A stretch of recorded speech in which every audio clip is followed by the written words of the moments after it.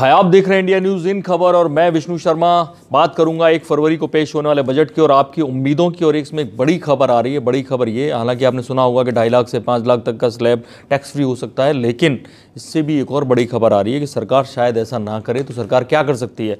तो जो 3 बड़ी संस्थाओं ने सरकार से डिमांड की है वो मैं आपको बताने जा रहा हूँ, क्योंकि तीनों संस्था अपने आप में बड़ी हैं। तो ऐसे में सरकार उस मांग को मान सकती है और क्योंकि चुनावी साल है इसलिए सरकार ऐसा तोहफा दे सकती है। वो तोहफा क्या है, पहले ये जान लीजिए कि सरकार आपको पहले से ही 80C, 80 CCD 1 और 2 के तहत कई सारे जो आप इन्वेस्टमेंट करते हैं उन पर 1.5 लाख तक की छूट देती है। यानी आप 1.5 लाख तक रुपए के म्यूचुअल फंड आदि में इन्वेस्टमेंट कर सकते हैं, एनपीएस में इन्वेस्टमेंट कर सकते हैं।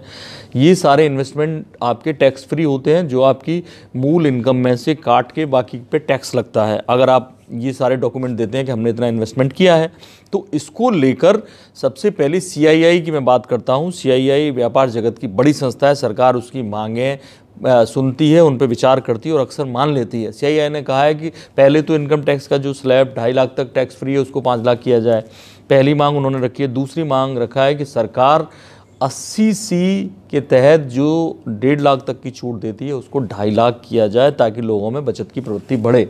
दूसरी जो संस्था है वो बड़ी संस्था वो है फिक्की। आप जानते ही हैं कितना बड़ा संगठन है, व्यापार से जुड़ा हुआ, तमाम कंपनियां उससे जुड़ी हुई हैं और बड़ा ताकतवर संगठन है। सरकार को अक्सर उनकी बात माननी पड़ती है। उसने कहा है कि जो 80C के तहत 1.5 लाख रुपए तक की छूट है उसको 3 लाख रुपए तक किया जाए। तो ऐसे में मैं तीसरी संस्था की बात करता हूं जिसे कम लोग जानते हैं लेकिन जो बिजनेस जगत के लोग हैं वो जानते हैं। नाइट फ्रैंक जो रियल्टी सेक्टर का बिजनेस है और कंस्ट्रक्शन का बिजनेस है, वहाँ पर ये संस्था सलाहकार का काम करती है।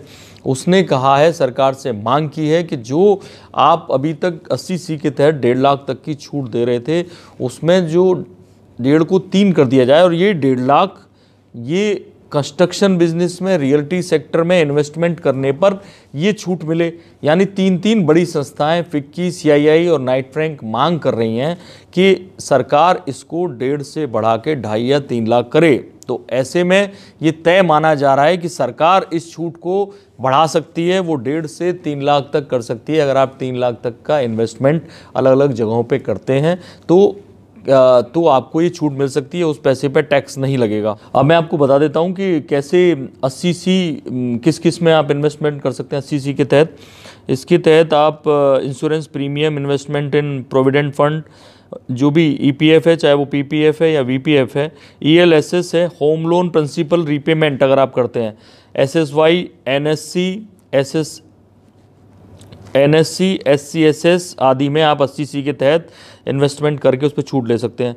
80CCC के तहत आप पेंशन प्लान्स में जो इंश्योरेंस कंपनीज के हैं या म्यूचुअल फंड में इन्वेस्टमेंट कर सकते हैं।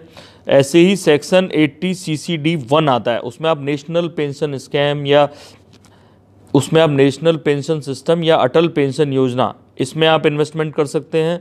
तो ये टोटल अमाउंट करीब 1.5 लाख रुपए होता है। और अगर आप एक्स्ट्रा 50,000 और कर सकते हैं, ये सरकार ने किया था 17-18 में कि कैसे 80 CCD 1B के तहत आप एनपीएस में 50,000 रुपये एक्स्ट्रा कर सकते हैं। यानी आपको 2 लाख हो जाते हैं। अगर मैं आपको बता दूं 2 लाख हो जाते हैं, लेकिन साल में इसके लिए केवल 50,000 रुपये की व्यवस्था की गई है, या तो इधर करें या उधर करें। तो ऐसे में आपको मैक्सिमम आप 1.5 से 2 लाख तक की बचत टैक्स फ्री ले सकते हैं। तो अब इसको बढ़ाकर अगर 2.5 लाख या 3 लाख कर दिया जाता है तो ये वाकई में एक बड़ी बात होगी। और ऐसे में 3 संस्थाओं ने मांग की है, भले ही एंटरिम बजट आ रहा है, लेकिन उम्मीद की जाती है कि सरकार इस बारे में कोई बड़ा कदम उठाएगी और टैक्स पेयर्स को चुनावी साल में एक बड़ा तोहफा देगी। और जाहिर है एक बार ये तोहफा मिल जाएगा तो हमेशा के लिए जारी रहने वाला है। तो असल में क्या होता है बताएंगे आपको बजट के दिन। देखते रहिए इंडिया न्यूज़, सब्सक्राइब करें इन खबर। थैंक यू, नमस्कार।